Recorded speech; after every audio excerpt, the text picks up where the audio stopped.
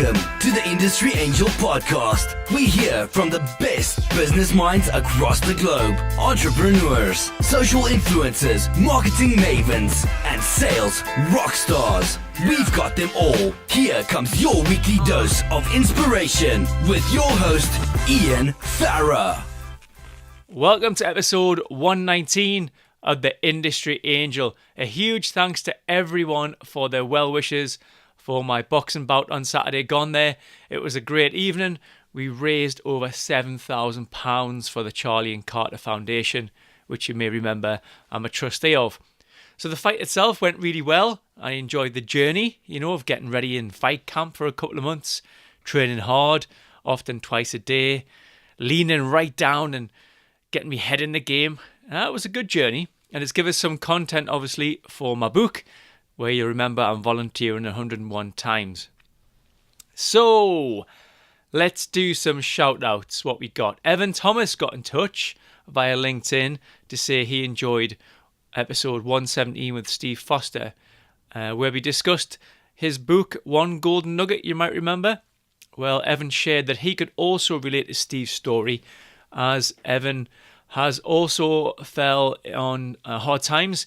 He goes on to explain that he's cleaned floors and toilets in a factory, then restaurants, and he considers it his lost year, but it gave him a lot of perspective and the chance to mix with people from different backgrounds. So, and that's helped him when he's been working on teams and projects. So thanks for sharing that, Evan. Michelle Rose also enjoyed 117 too. Who else we got? Carl DW left an iTunes review. He enjoyed episode 115 and says that positive feedback through compliments can only make the world smile more, and the world definitely needs more smiles. Muzz the Tire Geek also left a review. He heard me speak at a digital conference recently, and he likes my accent. Regular listeners will know that's a bit of an in-joke after someone left me a negative review due to my accent. Cheers, Muzz. Lee Smith enjoyed the live episode of Jim last week and recognised the bars that Jim spoke about. Lee, I'm trying to add some awesome value to our listeners, and you're just relating to pubs and beers. Anyway, thanks, mate. Okay, let's hear from today's guest. What are you trying to say? I'm a consummate professional, giving you now. Today we have another guest joining us in the Two Timers Club. Lover of all things sales, welcome back to the Industry Angel, Mike Lever. Thank you very much. Two Timers Club. That used to mean something else, didn't it? I know. What could we call it? I don't know. The epic return gang. Well, that does. Right, the return gang. I don't want that. The epic return of the return. I don't know. Today we have another guest joining us from the Return Gang. Welcome to the Industry, Mike Lever. Okay. Thank you very much, Ian Farrer. You're only on episode 98, and now you're back. And the offers of work and clients who contacted us from around the globe was staggering, Ian. I genuinely didn't realise the power of your show. Yeah. Yes, and people were saying, we've got to get him back on the show. He was amazing, dropped loads of value bombs. But I'm concerned whether you've got anything left in the locker. I mean, have you got anything else to offer? This could be the shortest podcast episode ever. Last time, I believe you interrogated me on my ABCD model. Yes, 4 key sales ingredients. That's you one. And this time, I want to share with you and your wonderful listeners, I want to share with you a model that actually predates this, the ABCD one. But the value of it is just incredible. And when you're having conversations with somebody and just something magical pops out of that conversation, that is kind of what is behind the model that I want to share with you today. If you don't mind, unless you got anything better to do, Ian. No, I'm intrigued, actually. I like the sound of that. All right. I wonder where you're going. Right, do you want to know the story? We all love stories, Michael.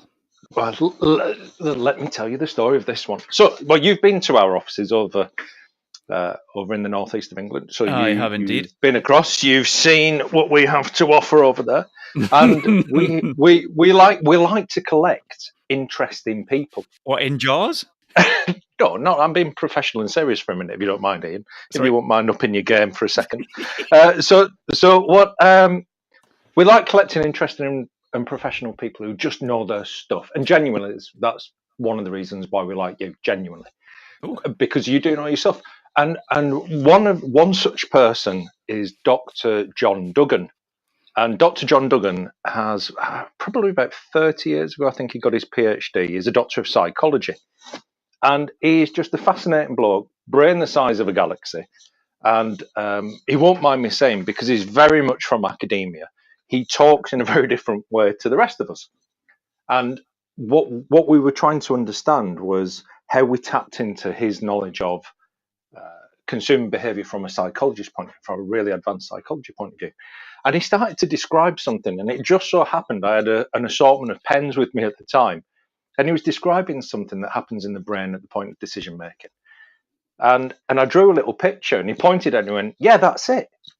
And that little image has become the central point, or the origin, if you like, of our model of psychology of consumer and seller behaviour. To the point that later this year, fingers crossed, everything going to plan, the book on the psychology of consumer and seller behaviour, co-authored by myself, co-director Neville Timemouth, and Dr. John Duggan, will be coming out. So Right. there. Well, I love that. I'm just making a note. So, consumer seller behavior, a full book on Yeah, that the bad boy. psychology. Yeah, the psychology of consumer and seller behaviour. And just when you thought that wasn't exciting enough in its own right, the way we've gone about it is possibly a little bit different. So two things. First of all, if you go searching for psychology of consumer behaviour, you're going to find some heavy tomes out there. There's some big pieces of work out there. But they're all, again, with one exception, they're all from an academic point of view. Yeah. And my God, have they got a price attached to them? One of them floating around at £190 at the minute. Yeah, they're not cheap. I'm not suggesting they should be. But the point is, because they're written from an academic point of view, I'm curious to understand how applicable do business folks find them. You know what I mean? Because you want to read something and go, that's how I can apply that. Exactly, to the words out my mouth. So, but also being able to be easily digested, not like quite a difficult book to read because you've got to read it because you're doing a study or something. Actually, something that you want to be able to turn the pages and get something from. So, how do you take that really kind of academic subject matter and put a nice, readable, relatable slant on it? Then is that where you and Nev come in? Yeah. So myself, Nev, and John have worked on this, and at the heart of the book, the point of it is you've got to treat the individual customer as an individual customer. And I would say traditional marketing is much more around dealing with cohorts, isn't it?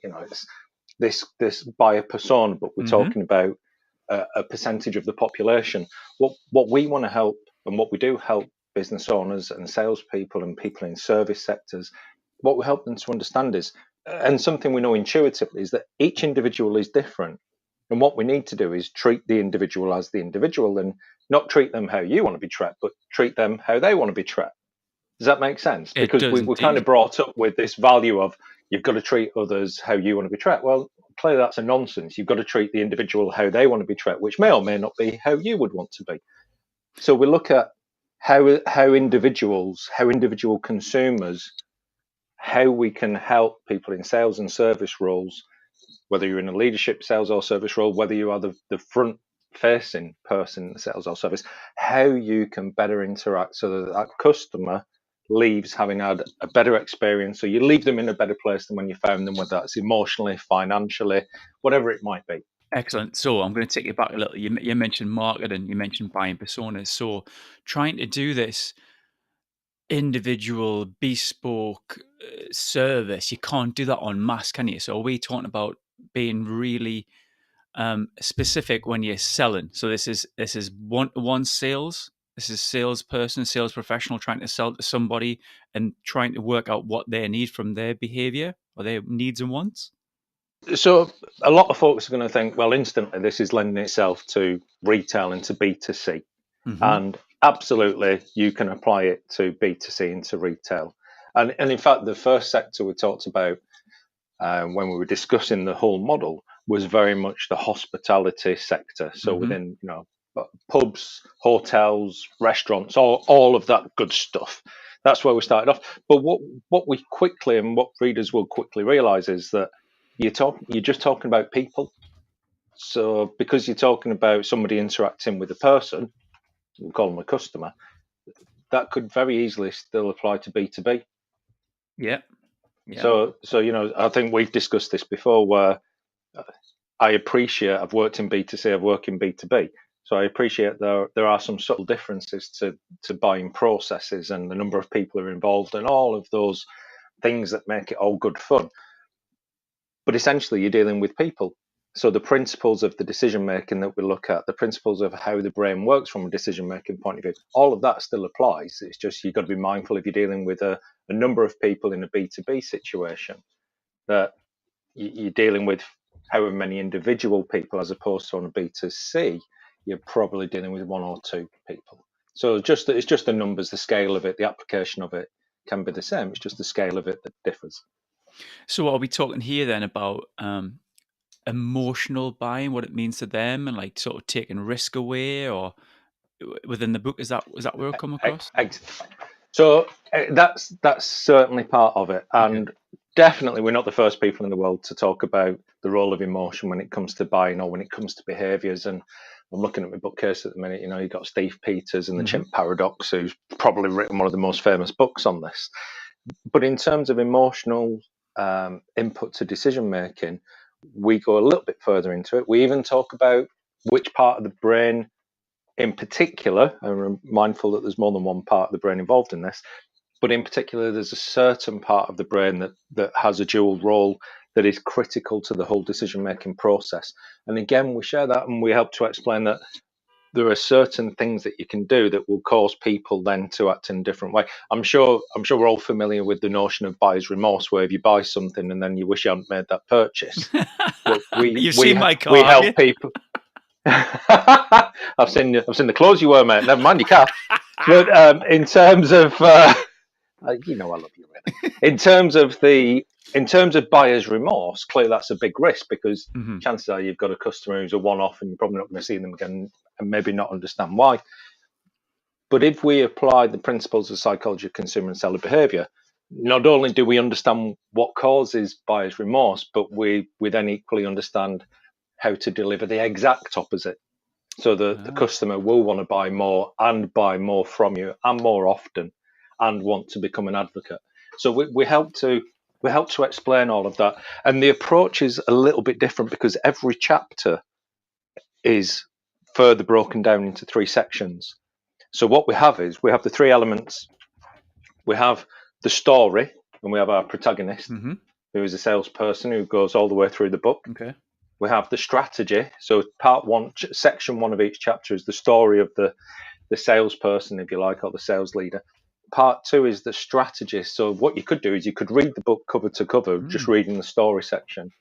What you might want to do is you might want to dip into the strategy and say, and you don't have to do this in a linear way, you could just drop into section 5, chapter 5, put the section on strategy, and say, how do I apply this in my business, or how do I apply this for my team? And it tells you exactly how to do it, including the exercises and how you would run them, including if you can use flip chart, what you might want to put on those flip charts and how you organize them. So it's quite a detailed piece from that. And then in the science side, which comes from Dr. John Duggan, for those of us who love the real technical piece that underlies it, people who want to know, this is all very well, but actually where's the research that sits behind it? Where's the scientific evidence of this? John shares that, because that's what he's been working on for the best part of 30, 35 years. So it's, you've got 2 of us who've come from that very strong corporate sales and sales leadership and sales development background, himself and Nev, coupled with this big brain of John Duggan's, bringing it all together and saying, we'll make this accessible, but we'll not assume everybody will want to read the story. We'll not assume everyone will just want the toolkit, and we'll not assume that everyone will just want the science. We'll put all 3 of them in and let the reader decide what they want to do. That's class. So thinking about that, just one specific part, and just maybe try to whet some listeners' whistles in terms of wanting to maybe go and get the book. You mentioned buyer's remorse there. So are you actually putting practical things in place, sort of saying like, this is how you can flip that? Is this the language you use, the body language you use, the things you say, the questions you ask? Do you put like hard and fast tips in there, or? Yeah, there's not only hard and fast tips, there's some genuine examples of things we've come across that have been brilliant business examples of having done it well and having done it awfully. And I'm happy to share a couple with you. Yeah. Like, and in terms of language, not only do we talk about the requirement to have to be mindful of those different language patterns, not only do we say that, we put the exercise in so people can say, right, I get that I need to do this, but how do I do that with my team? And that's all in there as well. So you can go, not only do I understand the need to do this, but I've now got the tools to actually do this with my team.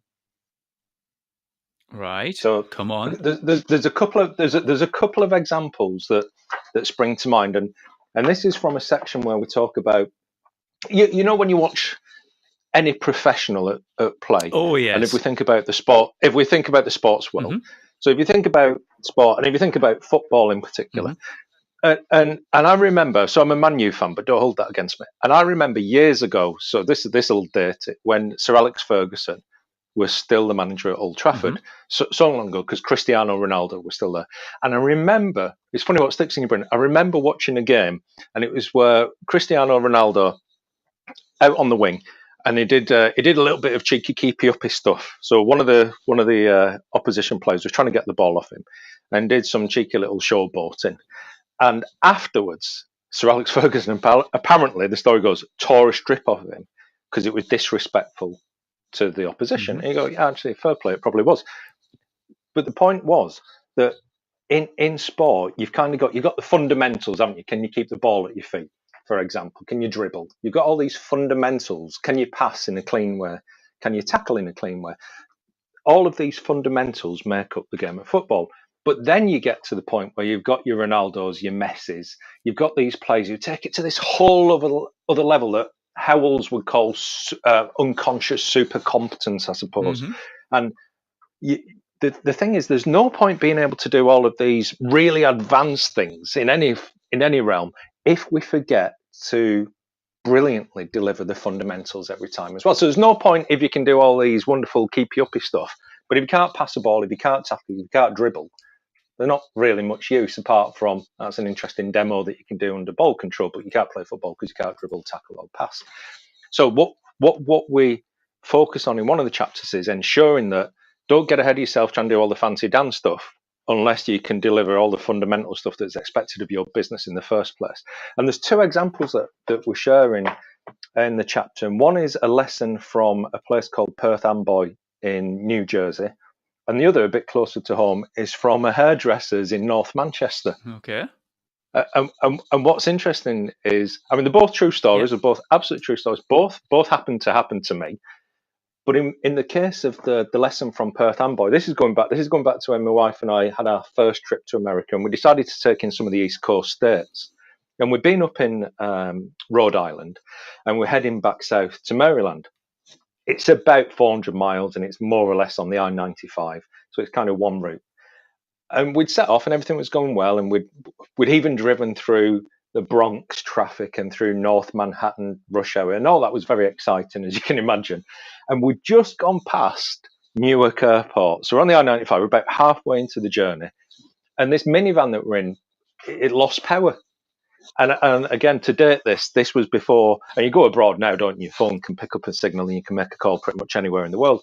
This was before them days, right? So I just had a regular Nokia, couldn't make calls out in the States, bad planning on my part. And we broke down. We broke down on the hard shoulder. Luckily, one of the state police officers saw us, and they put some flares out, although how those trousers were going to help us, I'm not entirely sure, but he put some flares out for us, and he called for a tow truck. So this tow truck comes. This guy was straight out of one of the Rocky films. He was amazing. He was brilliant, this guy. And he not only took the van with us to his place, his garage in Perth Amboy, and it's evening time now.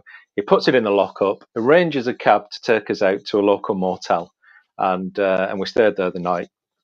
Next morning we gets in. Now we've had no food since lunch the previous day. Okay. So we're kind of peckish. There'd been no restaurant or cafe or food facilities anywhere near the motel that we've been in. So we said to them, is there anywhere to get breakfast? And they said to us, well, there is a diner up the road, but it's not going to be safe for you to walk up there. So kind of make of the neighbourhood what you want of that. But they said, what we've got is we've got a staff facility, we've got a room, it's got settees, got TV, it's got coffee making, it's got a fridge full of Entenmann's cakes. Go and help yourself and we'll crack on and do the car. Now you might think, what's the relevance of this? Well, this wasn't a 5-star room. It wasn't beautifully equipped with the finest furniture. But that wasn't the reason we were there. The reason we were there was to get the vehicle repaired so we could carry on the journey. So from a fundamentals point of view, what did we want them to do? We wanted them to repair the car brilliantly and efficiently and effectively. The fact that they had somewhere that we could go and sit and have a cuppa and have a nibble on something to eat, the fact that they had that was just the additional bonus. If they'd have had a 5-star facility and dining and table service and a la carte menu, you might go, oh my God, that's incredible. But if they were doing that and they were rubbish at mechanics, at engineering and fixing the car, that kind of would have been pointless to us. So you get the point I'm making there. Now, by contrast, when I was living in North Manchester, get my hair cut every 2 weeks back in the day, my barber had gone on a holiday, and my barber was very much a very traditional barber shop. He'd gone on holiday, and a friend of mine, Martin, said, you need a haircut, go to my barber's. So I went to his. My goodness, his barber's was incredible. You went in, there was this opulent sitting area with the big flat screens on the wall. Sky Sports was on. There was a drinks fridge, help yourself to soft drinks, to beers and all the rest of it. It was like nothing else compared to the one I'd been to. And he thought, this is incredible. However, the haircut was disastrous. It was rubbish. So what they've done is they've completely forgotten why people were going to the barber shop. Yeah. They were going to get the haircut and wanting it to look good. They'd focused on the wrong things. Now, the garage in Perth Amboy had focused very much on get the car fixed, do it effectively, do it efficiently, and these added extras are just nice added extras, but we're not going for luxury here. The barbers have got it completely the wrong way around. They've gone for this lovely luxurious thing from the point of walking in. But the reason for going there, the fundamental was to get your haircut, and they weren't very good at it. Needless to say, it was a one-off purchase. So that's a bit like a shiny thing syndrome. We'll just do all the shiny stuff, but actually forget about the good stuff. Exactly. And again, you might be thinking, well, that's obvious, but we will each have, I bet, given the rest of the day, we'll come up with loads of stories where we go, here's one who got it absolutely right, and here's one who got it horribly wrong. So we know that it's fine to be doing this additional brilliant extra service piece, so long as every single time for every customer, we are delivering those fundamentals that they would expect of us. So that's just one section of one chapter of the book. It's interesting. That reminds me about a client that I've been working with, and 80% of their turnover comes from one service that they deliver. But they've got about 5 or 6 other services that they love to play with because they're all shiny and new, but it only brings in 20%. Yeah. I'm like, when I was working with them, I'm like, can we just forget about that stuff and focus on like the real meat of this business and it'll really turn the needle? But I don't know, I guess people maybe just get, I don't know, do they get bored? Do they just get like attracted to the shiny stuff and want to enjoy and play a little bit? Well, we are, as a species, and I'm conscious I'm talking for about 7 billion people here, having already said it's about the individual. But as a species, quite a lot of us are easily distracted by the shiny and the new and lose the focus of what is the fundamental stuff? What is the reason I'm here for? Why am I doing this? I mean, if you suddenly decided you wanted to turn your love of all things cat suits into a business on the side, what does that mean for you as Ian Farrer, podcast genius extraordinaire? Well, you probably lose a bit of the focus and you'd stop doing some of the fundamental stuff. I've got to say, as a guest on your show, the way you position us in our virtual green room, Ian, it's brilliant. It really is. And you are so good because you understand what are the fundamentals that I need to deliver, not only for the guests, but also for my listeners. What is it I need to do? And you do it brilliantly. And the risk is, if you decided catsuit design, that's for me, how much of that focus on catsuit design is then lost on what you do as the podcast guru? Wow. Thank you very much. That makes does sense. Indeed. No, yeah. No, credit where credit's due. Polish my angel halo. So, are we talking... Oh, I hope that's not a euphemism. Moving swiftly along. Oh, is there a bit of customer service in this then, Mike? Oh, absolutely. Absolutely. Because if you want to do this properly, and one of the things we looked at was the sales cycle and the very traditional sales cycle. But as a result of the approach we're taking, we've reimagined that sales cycle, so it looks very different, and there is a potential to be able to apply these sales and service techniques in a way that means that whilst traditional sales cycle says you need to have a happy customer who then becomes an advocate, there is a different approach where if we apply the sales cycle, actually, if you do this right, those suspects who never become prospects or customers can still become advocates. Those prospects who you never convert to customer for whatever reason can still become advocates. So we kind of reimagine that model a little bit, but again, give you the tools to say, this is how you can apply this. So it isn't about sales or service, it's sales and service. And to be fair, I genuinely believe that when you do it right, that world-class sales and world-class service, it's very difficult to differentiate between the two. So this, and I know it's a long-standing argument between is it sales or for service. Genuinely, you get it right. You deliver world-class sales, you deliver world-class service, and I challenge anyone to be able to differentiate between which is which. Where does one stop and Love that. begin? Excellent. I'm going to try and put you on the spot here. Advocates, I love this advocacy piece. So for listeners, obviously, you've sold something to somebody else. Now what you want to do is them to refer you on, to talk about you, to shout, to be a cheerleader. Is there anything you can do, Mike? Have you got an exercise, or have you got anything to share with us on how to increase the advocacy piece for a business? Well, and yeah, this is an interesting bit. So first of all, how many people know that they've got advocates? So how many people know? So this is genuine. I'm in my office at home at the minute, working from home. You've got to love that. I have from 12:36 this morning, and it's, what is it now? It's currently 1:15. 12:36 this morning, from somebody who knows our business but has never bought from us, has referred me into one of their clients. So there's an advocate of our business who is a professional contact, has never personally bought from us, but is an advocate of our business because they've sold us into another one. So we are aware of who our advocates are. And the easiest way to find out, have you got any advocates, is when you meet with a new client for the first time, is ask them how they heard about you. Because sometimes they'll say, such and such recommended you. Yeah. And that is amazing. You know, the best marketing has got to be when somebody else who's trusted stands up and says, you need to go and talk to Ian Farrer because he just is the guy to help you with this. That's brilliant when that happens. So first of all, understand where you're getting where do you get your business from? And this is an exercise that we do on a regular basis in New Results, is understand when we look at clients, where did that client originate from? That's a powerful thing. That's number one. The second is when you realize that you have got people who are potential advocates, people who absolutely love what you do, then the easiest thing in the world is to think, that's fab. These people love us, and I'm sure they'll go on and tell other folks. They might not know that you're looking for additional business. They might not know what kind of additional business it is that you're looking for. So what we need to do is, with these customers who we think they are potential advocates of our business, make it easier for them to become advocates by asking who within their network they know that matches the type of client that you're looking for. Now, the problem with this often is it sounds like this. Ian, you like what we do at New Results, don't you? Yes.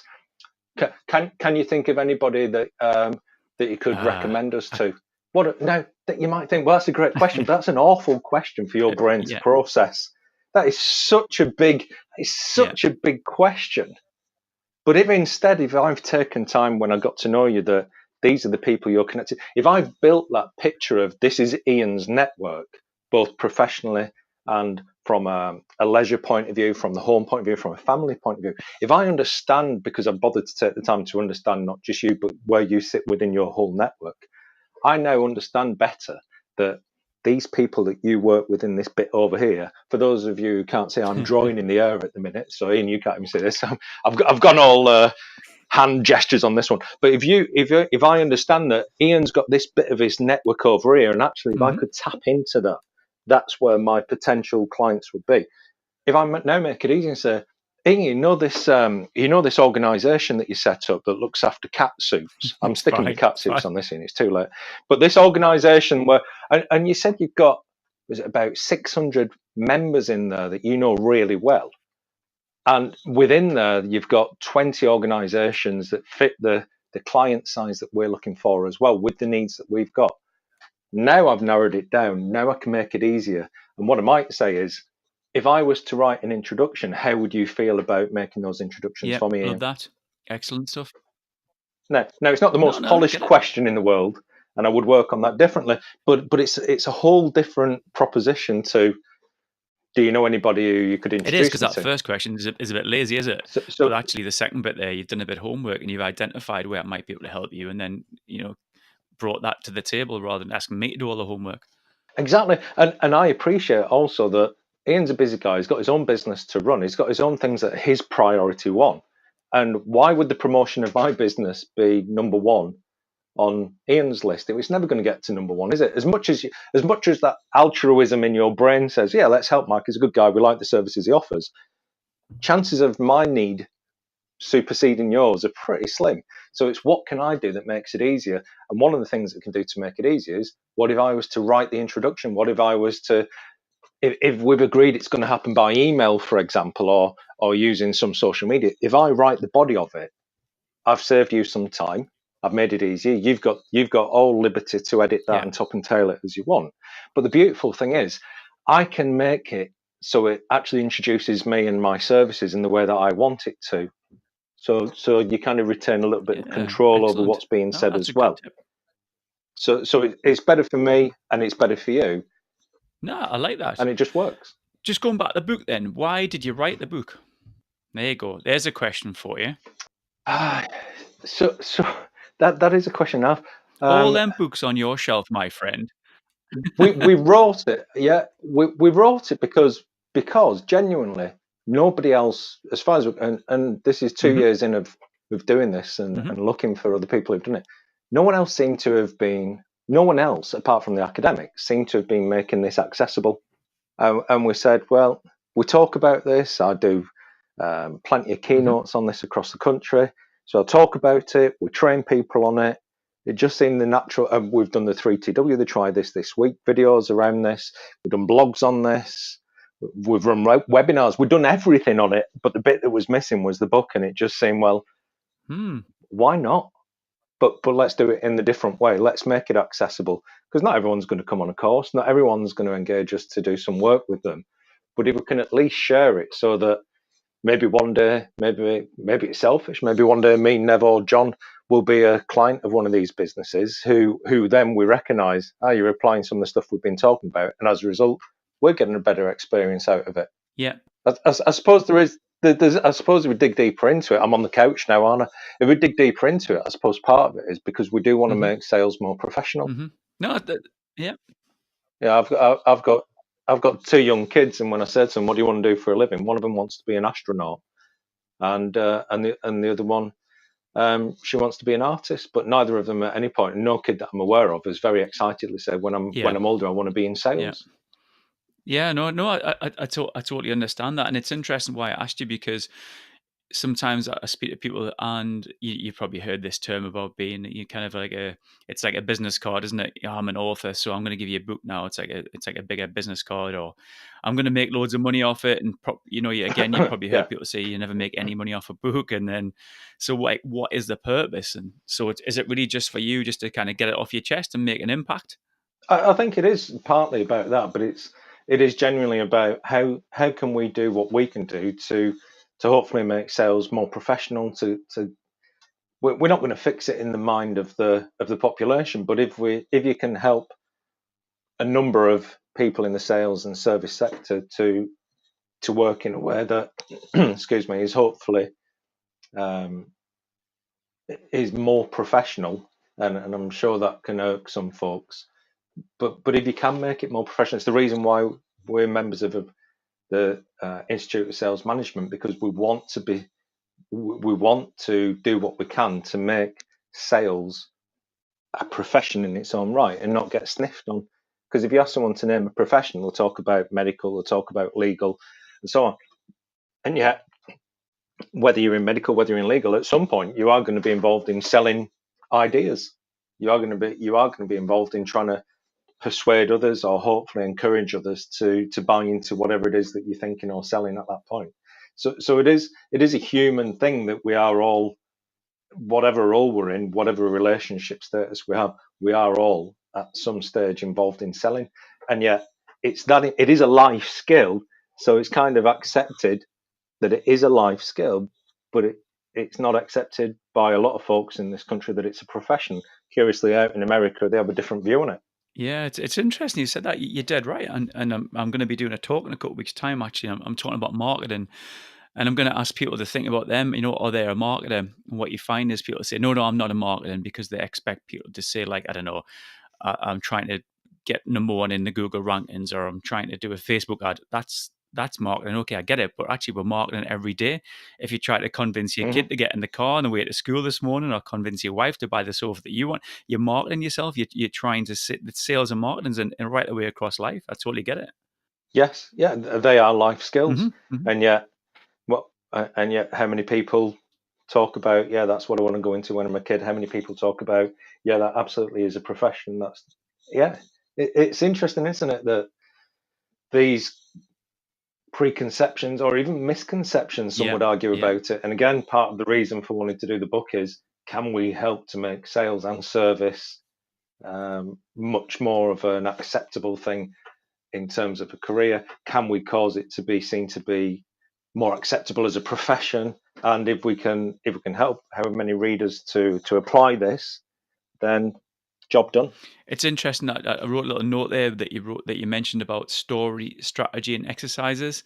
And with this, so the three sections of each chapter, we've got the story, we've got the strategy, and we've got the science that sits beneath it. Yeah, and it's interesting. I wrote sorry, I didn't write a book. I read a book about, I think it was lean manufacturing, Six Sigma and 5S and all this carry on. Yeah. And because I used to be an engineer, and the book was written as a story, and it was a story of the management team. And it was quite an interesting way to learn, but also as if it was a fiction. It was quite interesting. So, is that something that you took on board when you say story? Is that what it is? Is it a person running right through, or? Yeah, there is a person running right through, and this is where you get intrigued by what really have I got on my bookcase here. I have in my right hand here an introduction to lean. There you go. Because back in the days of being at the bank, when I was heading up branch operations, it wasn't so much that we were all into the Six Sigma and the lean principles really, but an agile was not. Agile wasn't a thing that was known back in the day in the bank. Clearly now it is. But we always look to what are the different bits of different sectors that we can pull in and learn from. One of the things we understand is that people enjoy stories. Yeah. And stories predate the written word, and these stories get handed down. And then there's a great TED talk on it, but there's a bit where they put people, they used fMRI scanners to look at the brainwaves of those who were telling the story and those who were listening to the story, and how they were in sync with each other.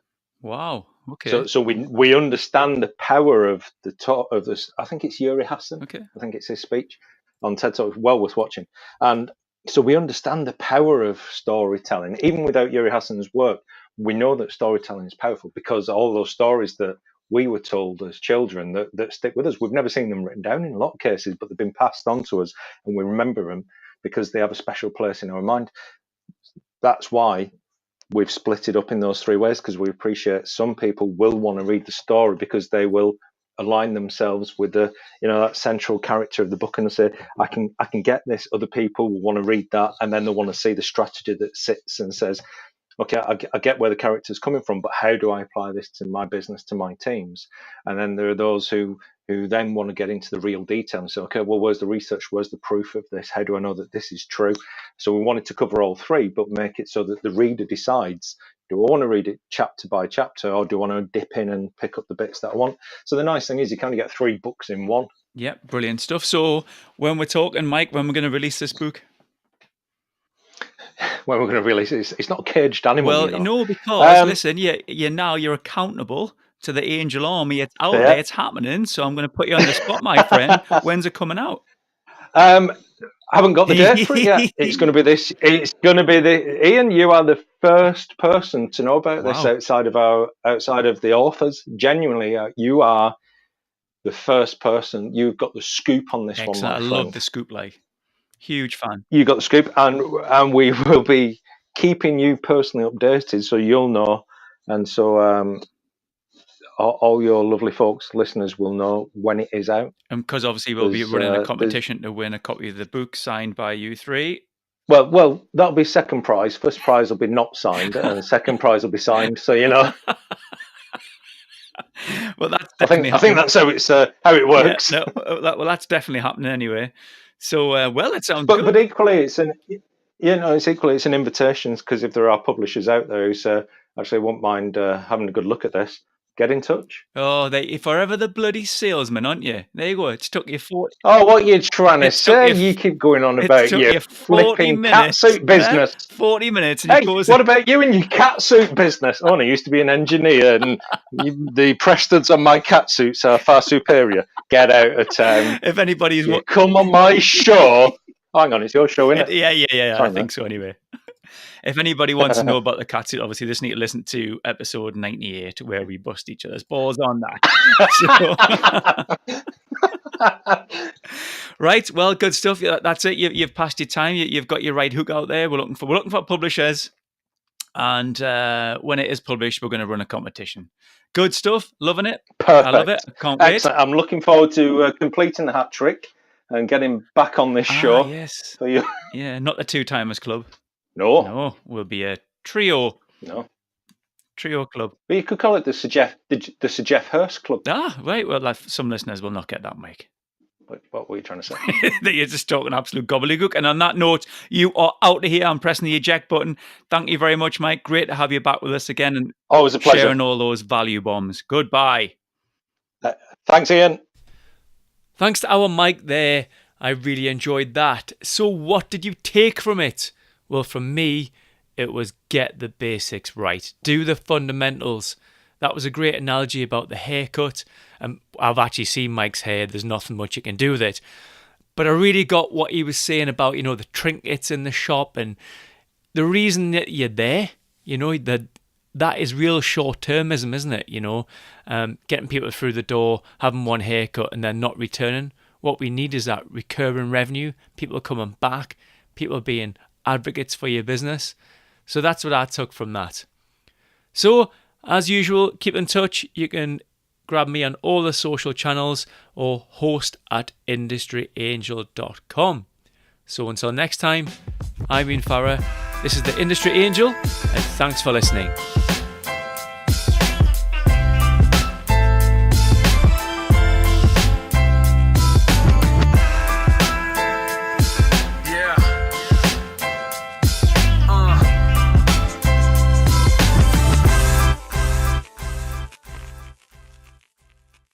What are you trying to say?